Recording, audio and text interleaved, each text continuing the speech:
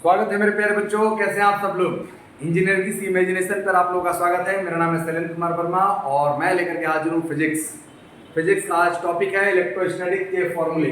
तो फॉर्मूले का एक सीरीज हम लोग ला चुके हैं, दूसरा सीरीज है।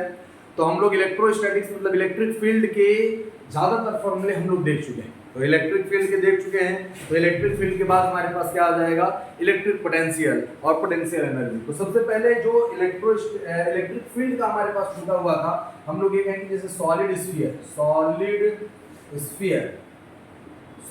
Sphere uniformly charge, non conducting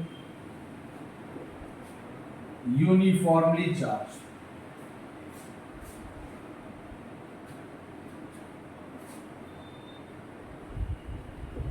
अगर हम लोग कहेंगे uniformly solid sphere non conducting uniformly charge conductor अगर हमारे पास है मेरे प्यारे बच्चों, तो मान लो जैसे हमने ये कहते कि देखो इसमें हमारे पास चार्ज पूरी तरीके से यूनिफॉर्मली होगा, नॉन कंडक्टिंग है तो हर जगह चार्ज होगा, कंडक्टिंग होता तो चार्ज नहीं होता, केवल कहाँ पर होता, सरफेस पर होता, तो इनसाइड में नहीं रहता। तो ये हमारे पास सरफेस पर है, मतलब ये हर जगह, सरफेस पर नहीं हर जगह। टोटल चार्ज हमने कहते हैं क्यू दिया है। तो हम लोग 3 पॉइंट पर हम लोग जानना चाहते हैं कि इलेक्ट्रिक फील्ड कितना होगा, 1, 2 और 3। तो E1 इक्वल्स टू जो होता है हमारे पास KQ R/RQ when R is less than capital R। ये हम लोग कहते हैं पॉइंट 1 पे है और ये R यहाँ से यहाँ तक का डिस्टेंस है। R हमारे पास बदल सकता है, E2 इक्वल्स टू KQ/R² हो जाएगा when R इक्वल्स टू हमारे पास क्या हो जाए, कैपिटल R हो जाए। और फिर E3 इक्वल्स टू यानी आउटसाइड की अगर बात किया जाए तो KQ/r² हो जाएगा when R is greater than capital R होगा। तो ये फॉर्मूले में सबसे इंपॉर्टेंट जो पार्ट है वो ये है इलेक्ट्रिक फील्ड का KQ/R/RQ। जब हमारे पास R छोटा हो या इन साइड में हो, यानी यहाँ पर पहले हमारे पास जो होता था कि इन साइड में इलेक्ट्रिक फील्ड 0 हो जाता था। तो ये ध्यान रखना है, E1 जो है ये डायरेक्टली प्रोपोर्शनल टू R है। E1 मतलब इन साइड में जो हमारे पास इलेक्ट्रिक फील्ड है वो रेडियस के डायरेक्टली प्रोपोर्शनल है। सेंटर पर फिर भी 0 होगा, यानी हम लोग कहें कि E सेंटर पे अगर कहा जाए तो E सेंटर हमारे पास अभी भी 0 होगा। देखो मेरे प्यारे बच्चों, ग्राफ तो नीचे बनेगा, लेकिन अगर ग्राफ में ये कहूँ कि ग्राफ इसके नीचे बनाना चाहिए लेकिन वो कट जाएगा, तो इसलिए मैं ये कहूँ कि यहाँ पर अगर ग्राफ इसका देखा जाए कि डायमीटर के अकॉर्डिंग कैसे निकलेगा, डायग्राम इसका क्या होगा, तो देखो इसका ग्राफ भी बड़ा इंपॉर्टेंट है।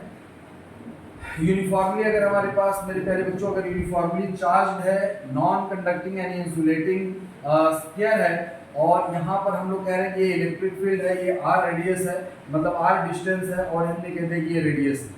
तो मेरे प्यारे बच्चों रेडियस पर तो लीनियरली हमारे पास इनसाइड ये यहाँ से यहाँ कैपिटल R है और इसके बाद हमारे पास R की तरह, यानी E is directly proportional to 1/R² हो जाएगा, और यहाँ पर होगा E directly proportional to R, और ये सेंटर पर 0 होगा। ये ग्राफ बहुत इंपॉर्टेंट है, बहुत बार पूछा जा चुका है, तो आप लोग इस चीज़ को याद रखेंगे और इसको ध्यान रखेंगे कि इसका वेरिएशन कैसा है। फॉर्मूलों का लिस्ट चल रहा है, फॉर्मूलों के लिस्ट के बाद हम लोग एक एक कॉन्सेप्ट को समझेंगे कि ये कहाँ से आया है, कहाँ से नहीं, कैसे हुआ इसका क्वेश्चन और क्या है। तो सबसे पहले हम लोग जानते हैं इलेक्ट्रिक पोटेंशियल। इलेक्ट्रिक पोटेंशियल क्या होता है? इलेक्ट्रिक पोटेंशियल एनर्जी है किसी भी चार्ज को इलेक्ट्रिक फील्ड में एक पॉइंट से दूसरे पॉइंट तक हमने ले जाने में जितना वर्क डन किया है वो चेंज इन पोटेंशियल एनर्जी की होगा, और वो नेगेटिव साइन के साथ होता है। क्या होता है? नेगेटिव साइन के साथ। तो हमने कहा कि दो चार्ज को अगर कन्फाइन करना है, अगर हम लोग को रखना है एक जगह Q1 Q2, यहाँ से ये R डिस्टेंस है इनका बीच का, तो U इक्वल्स टू हो जाएगा K Q1 Q2 अपॉन में R। मेरे प्यारे बच्चों ये है पोटेंशियल एनर्जी। ये क्या है? पोटेंशियल एनर्जी, और इसका यूनिट होगा जूल। अगर हमारे पास मान लो मोर देन 2 अगर हमारे पास चार्जेस अगर हम लोगों को रखने हैं किसी सिस्टम में, तो उस पूरे सिस्टम का जो एनर्जी होगा उसको रखने में, यानी उसको हमारे पास जैसे ये Q1 है, ये Q2 है, ये Q3 है, हमने कहते हैं कि R12 है, ये R13 है, ये R23 है। पोटेंशियल एनर्जी स्केलर क्वांटिटी होता है जैसा कि आप लोग जानते हैं। तो टोटल जो होगा हमारे पास K Q1 Q2 upon R12 plus K Q1 Q3 upon R13 plus K Q2 Q3 upon R23 होगा मेरे प्यारे बच्चों। ये दिख रहा है कि नहीं सब लोगों को मेरे प्यारे बच्चों? ये दिखना चाहिए, नहीं तो ये बोर्ड में ही रह जाएगा। नहीं दिख रहा है, बहुत अच्छी बात है। तो U इज टू हमारे पास ये टोटल 3, अगर ऐसे ही 4 होगा तो हम लोग 4 का कॉन्फ़िगरेशन बना सकते हैं। ये पोटेंशियल एनर्जी का होगा। What is the potential? हमने कहा कि potential energy per unit charge is known as potential, यानी यूनिट चार्ज। जैसे हम लोग फोर्स पढ़े थे कि हमारे पास दो चार्जेस के बीच में फोर्स होगा, तो इलेक्ट्रिक फील्ड क्या है? पर यूनिट चार्ज इलेक्ट्रिक फील्ड है। अब हमने एनर्जी पढ़ लिया, तो energy per unit charge potential होता है, और उसी को हम लोग क्या कहते हैं? वोल्ट कहते हैं। तो मेरे प्यारे बच्चों, एनर्जी हमेशा सिस्टम की होती है, और सिस्टम पर जैसे हम लोग किसी सिस्टम को अरेंज रीअरेंज करना चाहते हैं वो होगा। लेकिन अगर डेफिनेशन अगर आप जानना चाहते हैं किसी भी चार्ज को इलेक्ट्रिक फील्ड में एक पोजीशन से दूसरे पोजीशन तक शिफ्ट करने में जितना हमारे पास वर्क डन होता है, वो उसके चेंज इन पोटेंशियल एनर्जी में स्टोर हो जाता है, चेंज इन पोटेंशियल एनर्जी के बराबर होगा। मेरे प्यारे बच्चों, आप देखो, अगर हम लोग कहें पोटेंशियल क्या होता है, तो potential energy per unit charge, potential energy per unit charge. अब हमारे पास जैसे दो चार्ज की जरूरत पड़ रही थी, हमें जैसे फोर्स दिखाने के लिए दो चार्ज चाहिए थे, लेकिन अब हमें इलेक्ट्रिक फील्ड करने के लिए एक जगह चार्ज ही काफी है। तो हमने कहा कि ठीक है भाई, ये बताइए हमको कि अगर केवल एक चार्ज दिया है तो क्या डिफाइन करेंगे? पोटेंशियल। क्या डिफाइन होगा? पोटेंशियल। पोटेंशियल का मतलब होता है हमारे पास V होता है U/Q0, और इसका यूनिट होता है वोल्ट। और वोल्ट मतलब क्या है? वोल्ट को ही जूल पर कूलाम लिखते हैं। बच्चों ये याद रखिएगा, वोल्ट जूल पर कूलाम है, यही सबसे ज्यादा यूजफुल होता है। हमने कहा कि due to potential due to point charge, potential due to point charge, potential due to point charge की अगर बात किया जाए तो एक कोई हमारे पास चार्ज है, ये चार्ज हमारे पास Q है। सपोज दैट यहाँ से R डिस्टेंस पर हम चाहते हैं यहाँ पर पोटेंशियल कितना होगा जानना चाहते हैं। अगर पॉजिटिव है, स्केलर क्वांटिटी होता है मेरे प्यारे बच्चों। कैसा क्वांटिटी होता है? स्केलर क्वांटिटी V क्या हो जाएगा? KQ/R, और इसका यूनिट हो जाएगा वोल्ट ही होगा। ये स्केलर क्वांटिटी है। पॉजिटिव चार्ज के लिए पॉजिटिव होता है, नेगेटिव चार्ज के लिए नेगेटिव होता है। और पोटेंशियल डायरेक्ट ऐड या सब्ट्रैक्ट होगा, उसमें हम लोगों को कोई दिक्कत नहीं रहती है। ठीक है, अब हम लोग डिफरेंट सरफेसेस के बारे में बात करेंगे कि पोटेंशियल कितना होगा और कैसे हम लोग फाइंड आउट करते हैं, उसका क्या फॉर्मूला होगा। तो इसके लिए मेनली जो हम लोग पोटेंशियल फाइंड आउट करते हैं वो सॉलिड स्फीयर के लिए बात करते हैं। हम लोग इनफैक्ट लाइन के लिए भी बात कर सकते हैं कि पोटेंशियल एक पोजीशन से दूसरे पोजीशन तक जाने में कितना पोटेंशियल डिफरेंस आएगा, वो भी हम लोग देख सकते हैं। ठीक है, तो चलिए सबसे पहले हम लोग ये कहें कि स्फीयर, अगर हम लोग कहें कि स्फीयर अगर दिया हुआ है मेरे प्यारे बच्चों, hollow sphere, hollow sphere, potential due to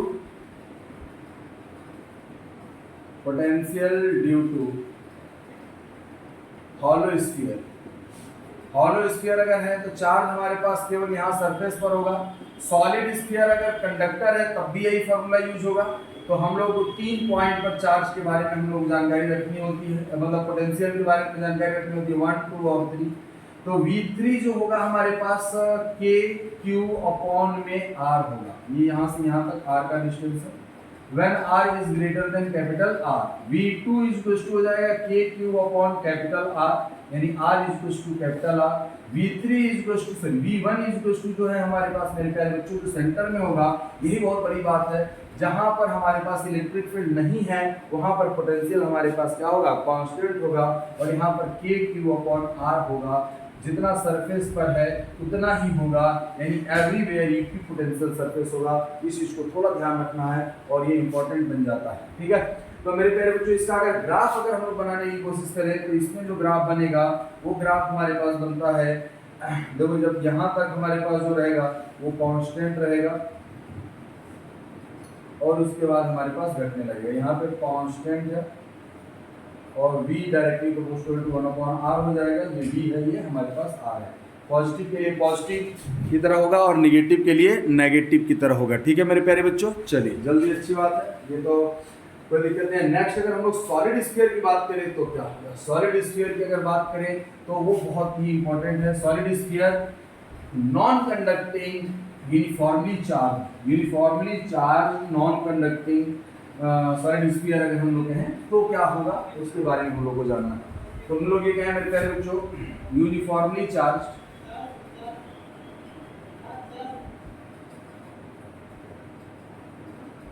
non conducting solid sphere.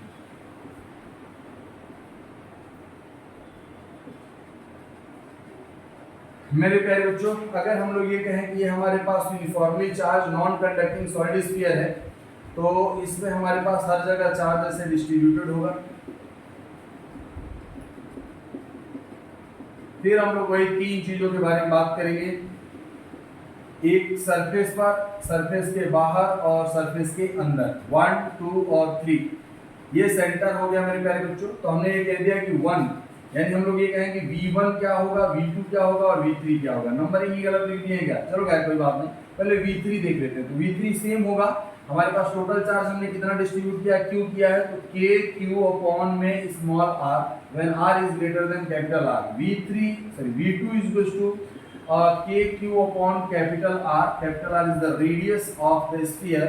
तो हमारे पास R is equals to capital R होगा, और V1 is equals to KQ upon 2R3 3R square minus small r square. अरे वाह, ये क्या हो गया सर, ये इंपॉर्टेंट। और ये जो वेरिएशन है मेरे प्यारे बच्चों, ये वेरिएशन पैराबोलिक वेरिएशन है। कैसा वेरिएशन है, parabolic variation. KQ upon 2R3 3R square minus small r square, parabolic variation. कैसा वेरिएशन, पैराबोलिक।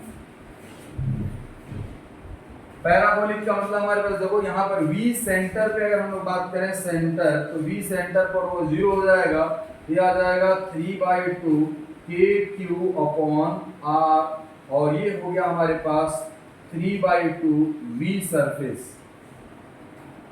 मेरे प्यारे बच्चों, इसका डायग्राम भी बहुत अच्छा बनता है और ये बहुत बार पूछा जा चुका है। ये पैराबोलिक वेरिएशन है, और पैराबोलिक वेरिएशन में हमारे पास जो ग्राफ बनेगा वो कैसे बनेगा, इस चीज को थोड़ा देखिए।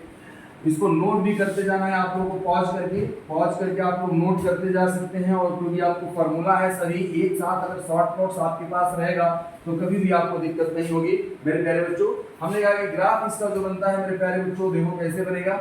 ये है V, ये क्या है हमारे पास R। मेरे प्यारे बच्चों, इस बात को देखिए, यहाँ तक हमने कह दिया कि ये रेडियस है, तो रेडियस के अंदर हमारे पास पैराबोलिक है और इसके अंदर हाइपरबोलिक है। ये पैराबोला है, ये हाइपरबोला, यानी V directly proportional to 1/r। ठीक है, तो ये ध्यान रखिए, सबसे ज्यादा जो है हमारे पास कहाँ है, ये 3/2 ऑफ V सरफेस, और मान लिया जाए कि ये क्या है, V सरफेस। तो ये है V मैक्स। तो मैक्स कहाँ पर होता है, सेंटर पर। पोटेंशियल सबसे ज्यादा सॉलिड स्फीयर के कहाँ पर होगा, सरफेस पर होगा। ठीक है मेरे प्यारे बच्चों, चलिए uniformly charge non conducting solid sphere के बारे में भी हम लोगों ने जान लिया। अब हम लोगों को जानकारी रखना है relation between electric field and potential. Electric field और पोटेंशियल में देखिए, पोटेंशियल स्केलर क्वांटिटी होता है और इलेक्ट्रिक फील्ड वेक्टर क्वांटिटी होता है। लेकिन पोटेंशियल ग्रेडियंट की अगर बात किया जाए, किस चीज की बात किया जाए मेरे प्यारे बच्चों, पोटेंशियल ग्रेडियंट की, तो हम लोग कहेंगे E equals to minus dV upon dr। देखो, जो भी चीज r के रिस्पेक्ट में यानी डिस्टेंस के रिस्पेक्ट में बदलती है उसको ग्रेडियंट कहा जाता है। ये क्या है मेरे प्यारे बच्चों, पोटेंशियल ग्रेडियंट। पोटेंशियल ग्रेडियंट, और ये कैसा क्वांटिटी है, वेक्टर है। पोटेंशियल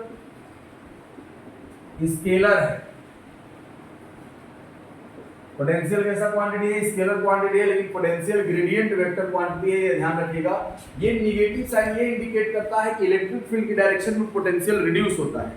ये नेगेटिव साइन क्या इंडिकेट करता है मेरे प्यारे बच्चों, पोटेंशियल इलेक्ट्रिक फील्ड की डायरेक्शन में पोटेंशियल रिड्यूस होता है। ठीक है हाँ सर, इतना तो अच्छी बात है, यहाँ तक तो हम लोग को समझ में आई है, कोई समस्या नहीं है। अब हम लोग ये कहें कि मेरे प्यारे बच्चों, अगर पोटेंशियल हम लोग जान गए, तो इसका अगर 3 डायमेंशन में अगर हमें वेक्टर देखना होगा तो हम लोग इस तरीके से भी दे सकते हैं, E vector is equals to minus grad V या माइनस ग्रेड ऐसे V लिखा जाता है। इसका क्या मतलब होता है, E vector is equals to minus del upon del x I cap plus del upon del y j cap plus del upon del z k cap into V। ये इसी को हम लोग ग्रेड कहते हैं। तो सबसे ज्यादा इस फॉर्मेट में हमारे पास यूज होता है। ग्रेडियंट का मतलब होता है differentiation in x y and z respectively और विद वेक्टर फॉर्मेट। तो वेक्टर फॉर्मेट लिखना हो तो हम लोग डायरेक्ट यहाँ पर ऐसे भी इस चीज को लिख सकते हैं और यहाँ पर सही रहेगा। ठीक है, चलिए अब हम लोग देखिए नेक्स्ट और लास्ट सबसे हमारे पास इंपॉर्टेंट जो पार्ट है वो क्या है, डाइपोल क्या होता है और डाइपोल मोमेंट क्या होता है। उससे पहले थोड़ा एक गॉस थ्योरम है उसका हम लोग ये कहें, फ्लक्स क्या होता है, फ्लक्स का फॉर्मूला। तो हम लोगों ने कहा कि इलेक्ट्रिक फ्लक्स का जो होता है इलेक्ट्रिक फ्लक्स जो होगा फाई इज टू होता है E vector electric field dot area vector या हम लोग कह सकते हैं phi is to E A cos theta. ये डेफिनेशन होता है। एक होते हैं गॉस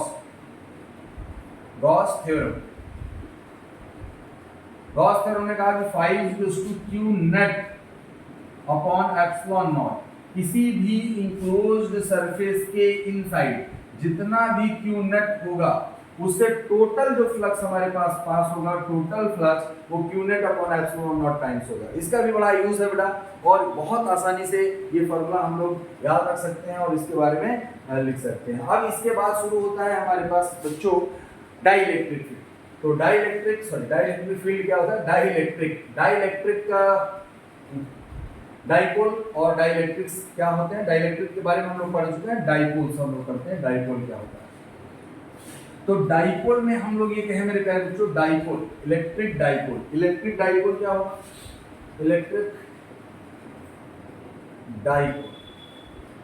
इलेक्ट्रिक डाइपोल का मतलब कि टू इक्वल एंड अपोजिट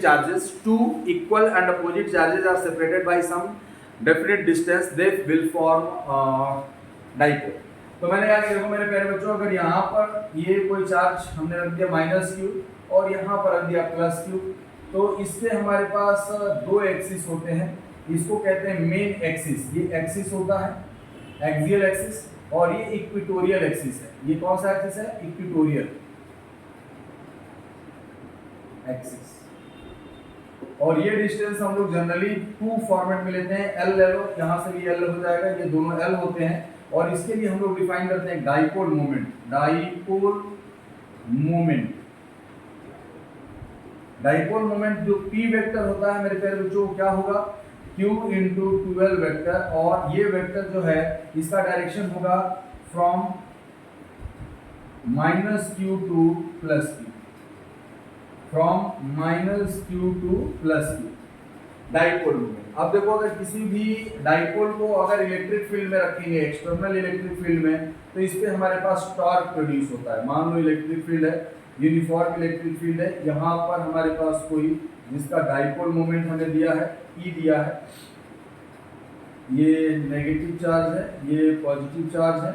तो डाइपोल का डायरेक्शन जो होगा P वेक्टर इधर है, E वेक्टर इधर है, ये एंगल थीटा बना रहा है। तो टॉर्क टाउ वेक्टर जो होगा P vector cross E vector होता है। तो जो टोटल मिलाकर के इसमें जितने भी फॉर्मूले बन सकते हैं इलेक्ट्रिक फील्ड, पोटेंशियल और फोर्स का, पोटेंशियल एनर्जी का, मैंने आप लोगों को बता दिए हैं। सभी फॉर्मेट में ज़्यादातर हम लोग कर चुके हैं मेरे प्यारे बच्चों। इसमें जो भी और छूटा हुआ पोर्शन होगा उसको नेक्स्ट वीडियो में हम लोग जरूर देखेंगे। तब तक के लिए आप लोगों के लिए थैंक यू। मिलते हैं नेक्स्ट वीडियो।